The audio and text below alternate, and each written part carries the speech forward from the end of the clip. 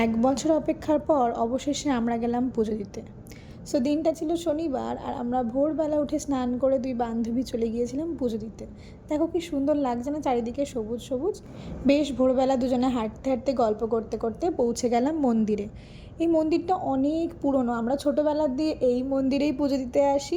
এসেই মাকে দর্শন করে আমরা পুজো দিয়ে নিলাম। তারপর সুন্দরভাবে পুজো সেরে আমরা চলে গিয়েছিলাম মহাদেবের দর্শনে।